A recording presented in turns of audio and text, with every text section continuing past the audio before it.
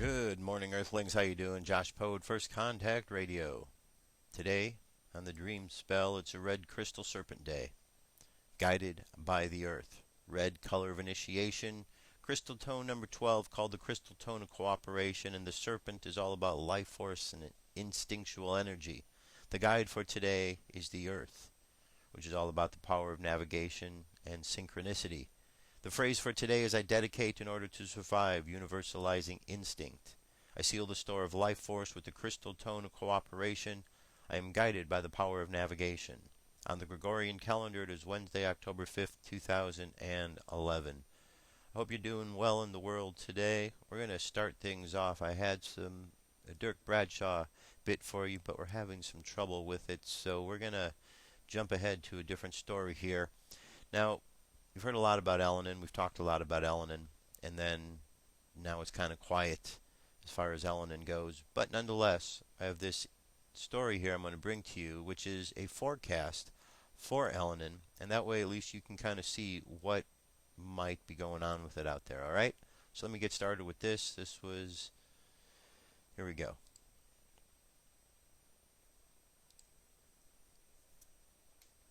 As the old idiom goes, you hope for the best and prepare for the worst. And that is what we had in mind when we prepared this worst-case scenario for our comet Elenin forecast. This forecast is for the period of September 1, 2011 to January 16, 2012. And our intention here is not to frighten you. This is because, as I always say, fear is the knife's edge of death. Follow your fears, and you'll inevitably stumble upon a blade. Rather, our goal is to encourage you to channel your concerns into the more constructive pursuits of preparation and planning for whatever may come. And with that, we begin our forecast on September 1, 2011. This is when we enter what we call the danger zone. To help you evaluate these risks, we've created a threat scale. 0 is no likelihood of an event, whereas 10 is the highest possible likelihood of an event.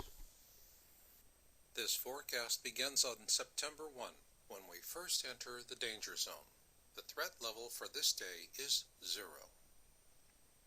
On September 2nd, Elenin arrives in the vicinity near the Sun, where an electromagnetic event between the two bodies first becomes a faint possibility.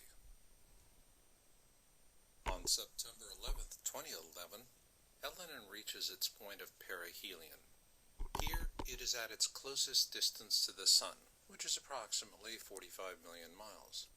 At this time, it also transits the ecliptic, the plane of our solar system. As all the other major planets in our solar system orbit the Sun on or within a few degrees of the ecliptic, this is when Elenin is virtually on a level plane with the other planets. At this time, there is the strongest possibility of an electromagnetic event involving the Sun. The maximum threat date for this forecast is September 26, 2011, during a direct inferior conjunction. In this alignment, Elenin is found directly between the Sun and Earth. The principal concern with this inferior conjunction alignment is the possibility of a catastrophic electromagnetic event involving all three objects, the Sun, comet Elenin, and the Earth. Such an event could produce cosmic lightning bolts, and this alignment will put Earth squarely in the crosshairs of this threat. At this time, we could see a violent solar interaction heading directly towards the Earth, along with increased seismic and volcanic activity, as Elenin briefly becomes as bright as a second sun in the sky. By October 1, 2011, the threat begins to ease off as Elenin moves away from its inferior conjunction alignment with the Sun and the Earth. Thus, we can expect a slightly reduced chance of an electromagnetic event. However, the threat of residual seismic and volcanic activity does remain. We see a significant but temporary drop of the threat level on October 17, 2011. This is when Elenin crosses Earth's orbit. At this point, it will reach its estimated closest distance to the Earth at some 21.5 million miles. To help put this in perspective, the average distance between Venus and the planet Earth is approximately 26 million miles. Given this distance to the Earth, there is the reduced possibility of an electromagnetic event along with residual and seismic activity on Earth. However, we do see the threat level increasing once again through the later half of October and into November. The period between November 3 to November 7, 2011 puts us into the second highest threat level for several days as Earth passes through Elenin's tail. During this time, we may see large meteor showers and some deadly impact events. We should also expect higher levels of seismic and volcanic activity. On or about November 8, 2011, Earth will exit common Elenin's tail. Although completing this transit will dramatically reduce the threat level, concerns over residual seismic and volcanic activity will persist.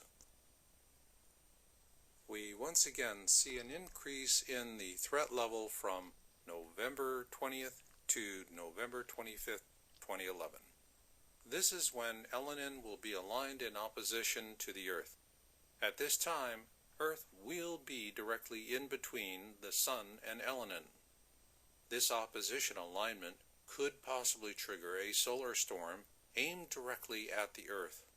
At this time, this alignment also increases the possibility of catastrophic seismic and volcanic events. By November 26, 2011, we begin to see a significant reduction in the threat level. At this time, we are vulnerable to the last and least significant possibility that Elenin could trigger a catastrophic solar storm aimed at the Earth. However, residual seismic and volcanic activity will continue to be a concern.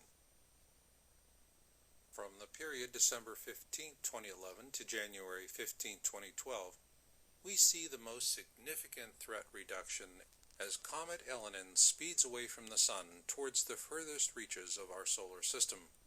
During this period, the risk of residual seismic and volcanic activity will begin to subside. On or about January 16, 2012, we finally exit the danger zone of this Comet Elenin flyby with a final threat level of 0. At that time, the only thing left will be to wonder about what comes next. All right, I'm going to move away from there now. So, as we know, some of these dates came and passed and nothing happened. So I want to take a look at some of these before we move on. Let's see if I can back this up here. If we recall, according to this, let me see, I don't need this. As we recall, we were told that right here on this date, the 26th, that we were going to have the possibility that right here, because of this alignment, there was going to be a problem. Earthquakes, volcanoes, those kind of things. We didn't have anything major like that occurred. Yet at the same time, when Elenin was over here on this side and was across, which was, we were told, was March 11th, there was a problem. There was a big earthquake and it was caused by Elenin. But we're not seeing that at this point in time. So that brings up a question. Now, as things continue to progress along the scale here, let's look at this date here, which brings a question to mind. It's right here. All right. On October 17th, we're told with this date here that, see where Elenin is in front of the Earth? Now, this is based on the 17th with Elenin moving at the current rate that it had moved at. This graph here does not take into account the fact that they said Elenin slowed down. So if Elenin slowed down for a couple of days, it wouldn't be at this position here. And it might be back here a little bit, which means it gives Earth a little bit more chance. So that possibility of those couple extra days that Elenin slowed down to get here gives the Earth a couple extra days to get around here And has Earth now put itself in a position for a collision course with this Elenin on the 17th? I don't know. But it certainly seems that if one thing slows down and is going to get there a little bit later than the other, this thing could get there sooner, and so on and so forth. We'll see what happens. Again, this is all speculation because we're watching things and we know that things didn't occur as we were told or thought that they might. So let's all keep paying attention because there might be something more going on. Don't forget, there's the heart machine. And we know that the heart machine was definitely going during the time of the Japan earthquake. And we can look at the heart machine now and we can see that there is activity taking place. So let's pay attention. Let's not take it all at face value. Let's pay attention so we know what's going on. All right? That's it right now. Let me jump to a song. It's called Wake Up. I'll be back. What if our government was responsible for some of the greatest crimes against this nation? Would you really want to know? These are big questions, but these questions deserve answers. It's time to demand the truth. People should not be afraid of their governments. Governments should be afraid of people. 9/11 was an inside job. Kennedy was killed by the CIA.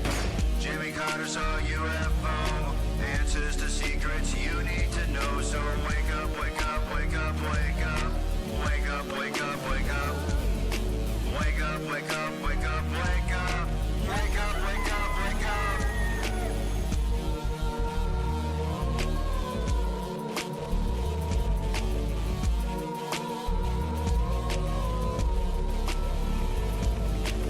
The evidence is overwhelming. Step past your fear, take a look. Illuminati lies keep growing. What they're losing from your eyes. And wake up, wake up, wake up, wake up. Wake up, wake up, wake up. Wake up, wake up, wake up, wake up. Wake up, wake up, wake up.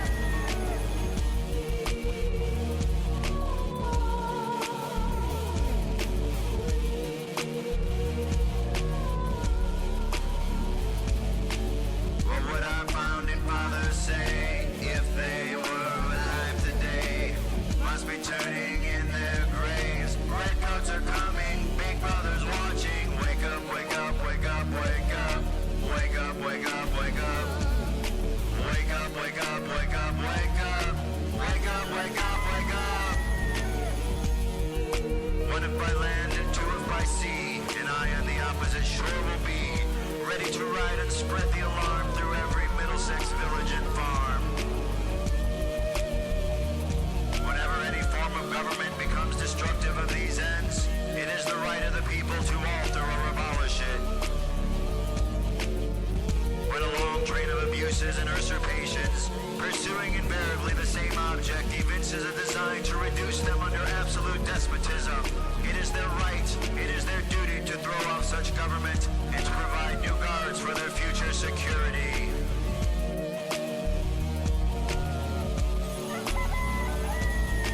Wake up, wake up, wake up, wake up. Wake up, wake up, wake up. Wake up, wake up, wake up, wake up. Wake up, wake up, wake up. Wake up, wake up, wake up, wake up. Wake up, wake up, wake up. Wake up, wake up, wake up, wake up. Wake up, wake up, wake up. Patriots arise. It's time to demand the truth.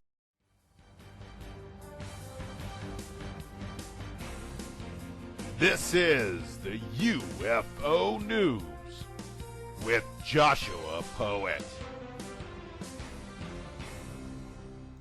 All right, Dirk, thank you very much. This is the UFO News for today. Let's start things off with a story over here. Let me set this up for you right. This is a story coming to us from the Examiner. UFO convoy in Colorado caught camera and more than a dozen orbs in the sky. This is from Tracy Pierce. It says on Sunday, October 2nd, 2011, a 48-year-old man from the United States caught a particularly interesting UFO sighting on video. The UFO sighting took place in Wheat Ridge, Colorado, a suburb of Denver. The video is available on the left side of the page. It lasts 1 minute and 26 seconds. As seen on Ranning's Experimental Life and Lunatic Outpost, The video of the UFO sighting is remarkably beautiful. It shows a dark blue sky studded with softly glowing UFOs moving slowly from right to left. There are clouds in the sky, but the orbs can clearly be seen in what appears to be an early evening. There are definitely more than a dozen unidentified objects captured on camera that night. Let's take a look at this, see what we've got. Okay. And away we go.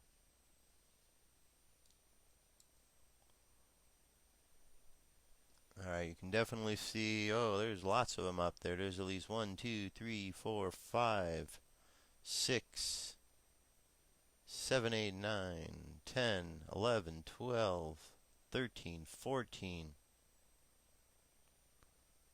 14 unidentified flying objects in this particular shot over Denver, Wheat Ridge, Colorado on the 2nd. Pretty cool, pretty cool.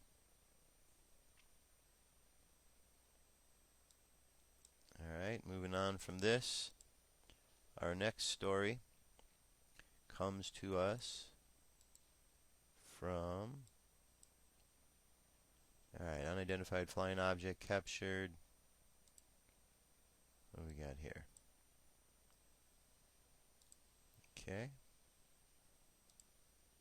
This comes to us from third phase of the moon.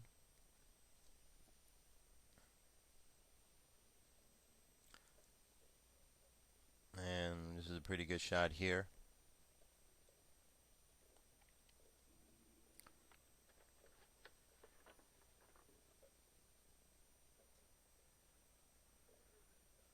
Alright, you can see there's, the folks looking up at this. And it is a very, very bizarre looking object. It kind of looks like a top. One of those spinning tops. And the person with the camera is not holding it very still. Let me stop this here. Oh, let's bring it in closer. Alright.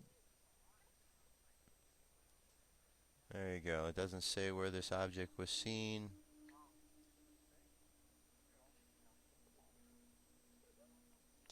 No information on where this is from. This is a recent sighting though, alright? Very good. Now, moving right along, our next sighting. This is a compilation of sightings, so I want to play this whole compilation for you. This is the mainstream media is hit more and more with these stories, and they're having to deal with them because they're happening. So let's just see what they have to say for today. Strange and mysterious lights hovering above East El Paso tonight. What's even more strange, very similar lights were spotted in Manhattan just 2 days ago.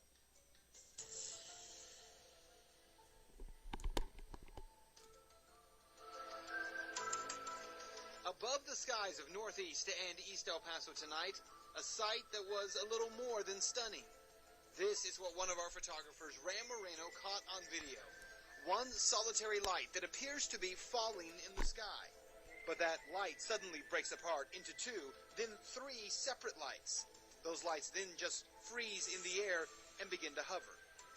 Eventually, a fourth light can be seen. Then the lights appear to be hovering and then moving in a strange pattern. Then they all disappear. We received a lot of phone calls into our newsroom tonight from people in the northeast part of town and on the east side, all of them wanting to know what was going on. And the descriptions from everyone calling basically the same. One caller thought a plane was falling. Another thought it was a meteorite.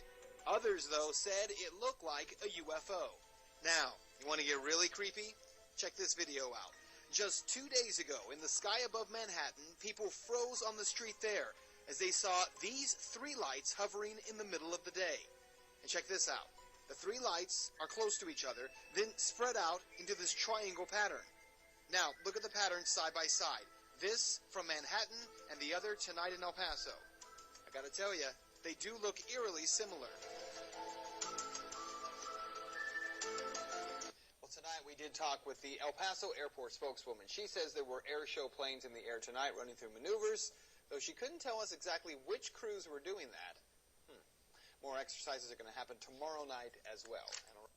Alright, well, if this reporter gets more stories, he will understand and see that there are lots of times when there are these triangular lights out there, not only from singular ships, but they seem to fly in that sort of formation. So, there you go. And this next story, comes to us from the ringsiderreport.com. It says UFO in Nebraska, shocking eyewitness testimony.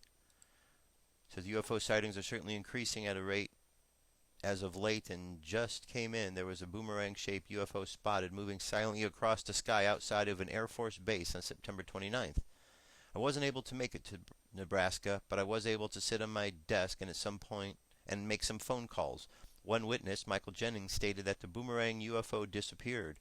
We thought it was a military craft because of its proximity to the base, but it just disappeared. I'm not sure if that was fast or if it had some cloaking device, but it was here 1 second, gone the next. The UFO here is quite interesting, and although the UF government does have crafts that resemble boomerangs, known by most as the flying wing, they are not silent and do not possess the ability to fly out of range or out of frequency. Therefore, this case must be considered an extraterrestrial craft rather than man-made due to the factors that I have mentioned. And let's take a closer look at this. Well, same thing. All right. And one more story here for today. This is a story that comes to us from latest-UFO-sightings.net. More and more UFO enthusiasts believe there is life outside the Earth. A top professor who is advocating the study of UFOs is being featured by a college network site.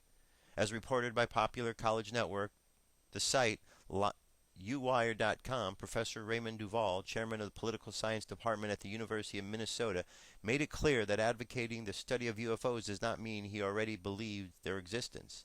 However, Duval claimed that over 10,000 UFO sightings have been documented all over the world since 1947 and thought that these UFO reports are enough to prove the UFO sighting skeptics there is something out there. There is an increasing number of ufology experts in the world who believe that there is life outside the Earth based on scientific research and evidence. New planet discoveries give hope to UFO enthusiasts that life exists outside the Earth. Leo Sprinkle claimed that he had an encounter with UFO in '56. He was driving home with his wife in the passenger seat when he saw a little light in the distance. He initially thought it was a star of a planet, but then it moved closer until he could liken it to a huge university building. It totally moved around before disappearing over the mountains. There's more to this article. We'll have it linked up to our page there at firstcontactradio.com, so you can check it out there. That's our UFO news report for today. I'm going to jump to a song, and I'll be right back in a few moments. Headline edition, July 8, 1947.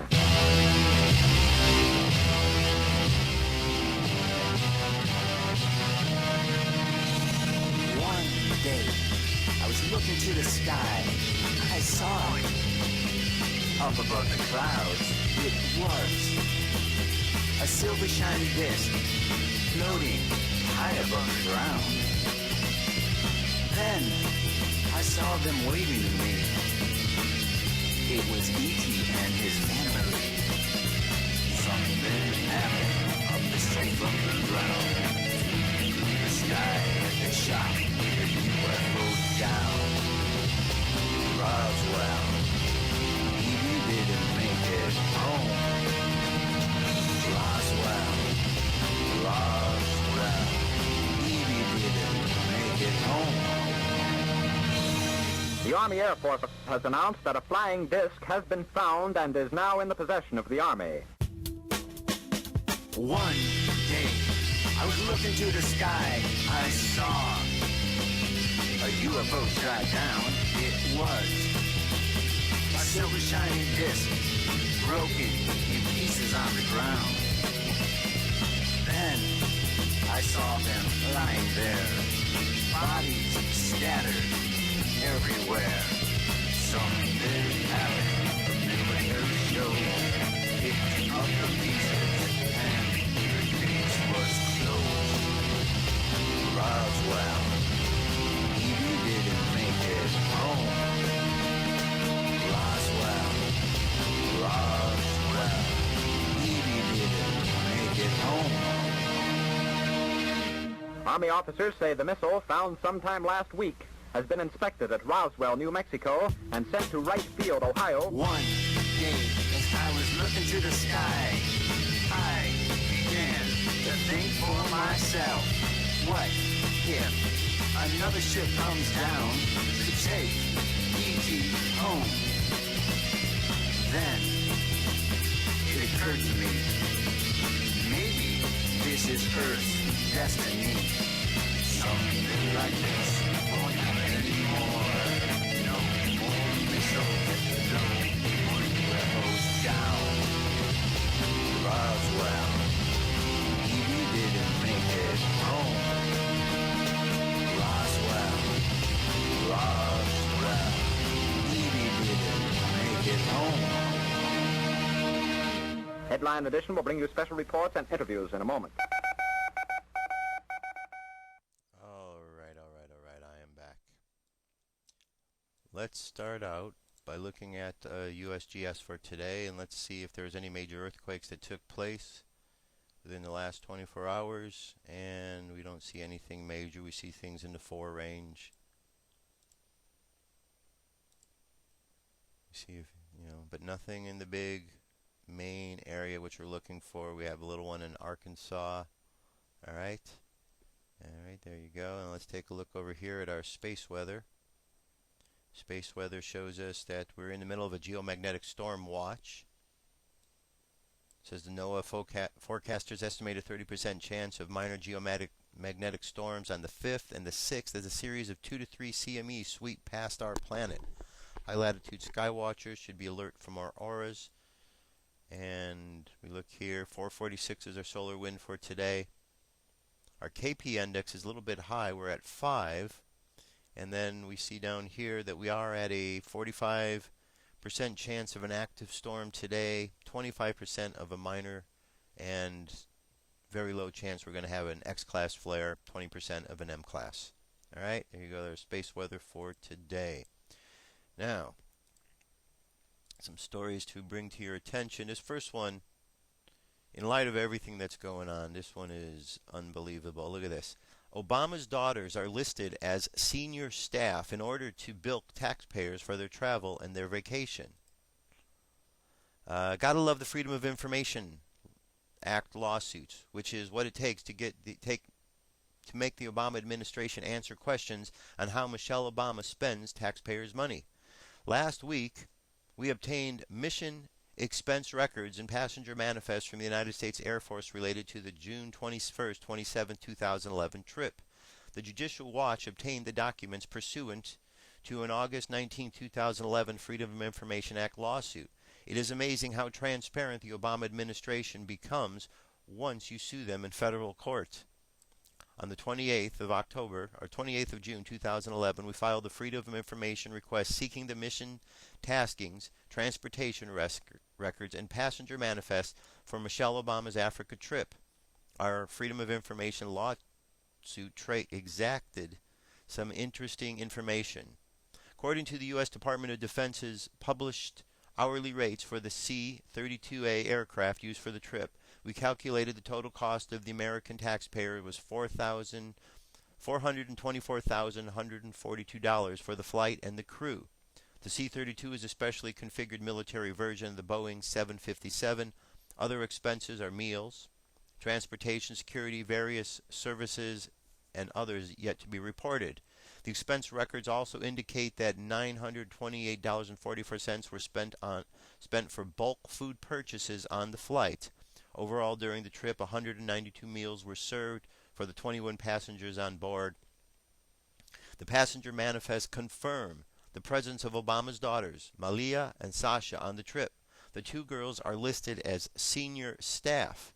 The manifest also listed Mrs. Obama's mother, Marion Robinson, and niece and nephew, Leslie and Avery Robinson, as well as Mrs. Obama's makeup and hair stylist. The proposed purpose of Michelle's trip to South Africa and Botswana was to encourage young people living in the 2 growing democracies to become involved in their national affairs, and during her scheduled stops to Pretoria and Cape Town, South Africa, and Gaborone, the capital of Botswana, the First Lady used the opportunity to speak on education, health, and wellness issues. All right, so there you have it. So what do you think? Are Obama's daughters now their senior staff members? You okay with that? What do you think? Should they be listed as senior staff? Should they be paid for by the government? No, I don't think so. They're not senior staff. I haven't heard one announcement from any of them talking about what they do as a senior staff member. I haven't heard one announcement of their education or qualifications to be a senior staff member. something is quite weird with this. We need to pay attention because the Obama administration, once again, is not being very transparent. Now, moving right along there, speaking of transparency, this is a clip about an invisibility cloak. So I'm going to play this for you. I think you'll find this as equally as fascinating as I have. Here we go. It's from Sheila Aliens.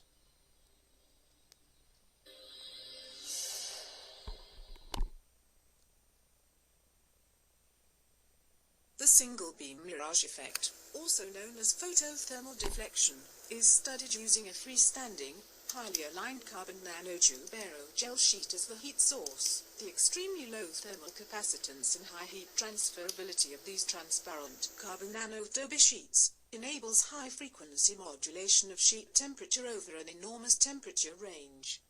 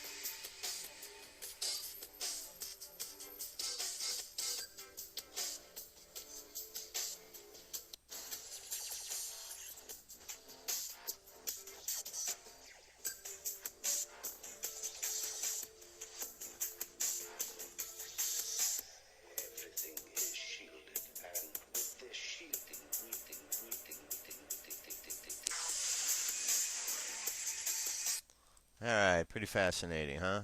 I think just the other night there was a television show on where it showed this invisibility cloak with a guy putting his hand behind a screen showing, hey, look, we can make things invisible now. So it's quite interesting that here's this article right on the heels of when I saw that bit on the show. All right, now we have a sinkhole that's taking place, and this is in Tucson, by the Tucson Mall. They say it's repaired now, but I want to play this for you so you know what they were dealing with. Police are on the scene of a giant sinkhole in Midtown. This opened up at the intersection of Oracle and Auto Mall Drive. Here's a see it, snap it, send it picture from the scene. You can see that giant hole in the ground. And take a look at this picture. Part of this utility truck just swallowed up into the ground. KLD News 13's Chris Holmstrom live on the scene with the latest. Chris. That's exactly right, Heather. A giant sinkhole, as you can see from that picture that was sent there. Right across from the Tucson Mall, as you can see, Tucson Water is working hard to fix a water main that just broke. And if you see on the left-hand side, that is the water main, a new water main pipe that they just actually brought into this area. Tucson police say that it happened around 2:45.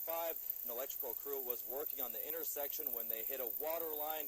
They noticed water seeping out. That's when Tucson water inspector came to the scene, parked the car on the side of the road, and the car ended up falling into a massive sinkhole. That sinkhole is about 15 by 15 or 15 by 20, and it's about 6 feet deep. As for traffic, Oracle Road is restricted to 2 lanes, and there is no traffic going on the North Auto Mall Drive. And they're also redirecting Suntran patients and Suntran customers and letting them know to take Wetmore because Auto Mall Drive will be closed throughout the rest of the night. As for businesses, only one business was affected, and that's the Chick-fil-A right behind me. They currently have no water going through, and they are telling customers that they will be closed for the rest of the day, but we'll try to open back up tomorrow, and we'll be sure to give you the latest as new information becomes available. Reporting live from Midtown, I'm Chris Holmes from KLD News 13, live local 8. All right, there you go. So that's something, if you're in the Tucson area, you might see that with your own 2 eyes. Now, very last story here is NASA is interested in bringing it's a plan to bring an asteroid to the Earth. Now, you think this is just something in the movies? Something reserved for Bruce Willis? Nope. This is not just a movie. This is real. It says here, Pasadena, California. Send a robot into space, grab an asteroid, bring it back to Earth orbit. This may sound like a crazy plan, but it was discussed quite seriously last week by a group of scientists and engineers at the California Institute of Technology. The 4-day workshop was dedicated to investigating the feasibility and requirements of capturing a near-Earth asteroid, bringing it to our planet, and using it as a base for future manned spaceflight missions. This is not something the scientists are imagining could be done someday in the future. This is a possibility with the technology we have today and could be accomplished within the decade. A robotic probe could anchor an asteroid made mostly of nickel, iron with a simple magnet, or grab a rocky asteroid with a harpoon or specialized claws and then push the asteroid using solar electric propulsion.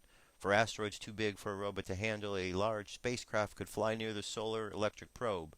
For asteroids too big for a robot to handle, a large spacecraft could fly near the object and act as a gravity tractor that deflects the asteroid's trajectory, sending it toward Earth.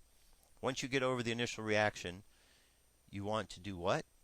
It actually starts to seem like a reasonable idea, said engineer John Brophy from NASA's Jet Propulsion Laboratory, who helped organize the workshop. In fact, many of these ideas have been on the drawing board for years, a part of NASA's planetary defense program against large space-based objects that might threaten Earth. And there's no shortage of potential targets. NASA estimates there are 19,500 asteroids and at least 330 feet wide, large enough to detect with telescopes within 28 million miles of Earth. So there you have it. Lots of asteroids. NASA is trying to figure it out. However, we don't know if that's true, because what does NASA stand for? Never a straight answer. So this is what we hear from them today. Maybe in the future we'll hear something else. We're not quite certain. They like to throw out this kind of information just, well, I guess to keep people on their toes, right? Okay, we've made it through the show. Let's jump to our meditation for today. Close things out. Just go ahead and close your eyes and relax. Close your eyes and relax. I want you to imagine yourself now walking along a path. And as you're walking along the path, I want you to imagine that there are all sorts of obstacles in your way. Obstacles such as boulders that roll off into your road, trees that fall, other persons who are in the road blocking your way. Mud from the rain comes and the road is slippery. The wind blows and you have a hard time walking against it. But all the time what you do is you keep the faith.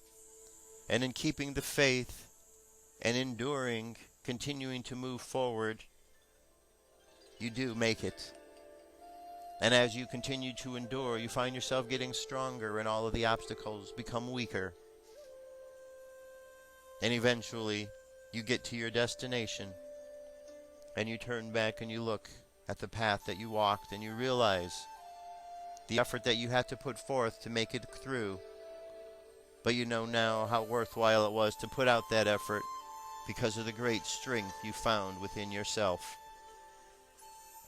And you continue walking, checking to make sure all your chakras are activated, starting with the chakra at the bottom of the spine, the red color chakra, and raise that energy up to the chakra above it, orange. And from there, raise the energy above it to the chakra just below the rib cage. Imagine the color yellow. From there, raise the energy up to the heart chakra. Imagine the color green. And from the green heart chakra, raise the energy up to the chakra above it, to the throat. Imagine the color blue. From the blue throat chakra, raise the energy up between the two eyes to your third eye. Imagine the color violet, and finally to the top of your head, imagine the color indigo as the light continues up into the sky. And there you are, connected above and below, below and above. Now, as your energy overflows and you see the spiritual armor is activated, continue to send this protection out around the world. Send it down into the planet and up above. And now add into that love from your heart chakra, and just imagine love going out around the planet right now. Imagine this green color love being sent down into the earth and then up into the cosmos, surrounding the entire planet with love, so all who are on this planet know this is a planet of love. They neither change their deceitful ways or leave, and all those above the planet watching down, this is known as a planet of love. And to stay away if they have anything other than love for our planet. Now, let's think a good thought for everybody around the world today. And as we do, let's bring our energy and attention back to the present moment on the count of 3. 3, coming back to the present moment filled with confidence. 2, coming back to the present moment filled with faith. And 1, coming back to the present moment happy, healthy, and whole. Happy, healthy, and whole. And there you have it, my friends. That is the end of another show and another meditation.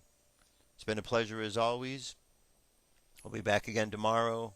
See if we can get things figured out with Dirk's show that we were going to do today and figure out that little glitch and move on from there. Anyway, that's it for Dirk Bradshaw. My name's Josh Poet. It's been a pleasure as always. We'll be back again tomorrow. Be safe. Talk to you soon. Peace. I'm out of here.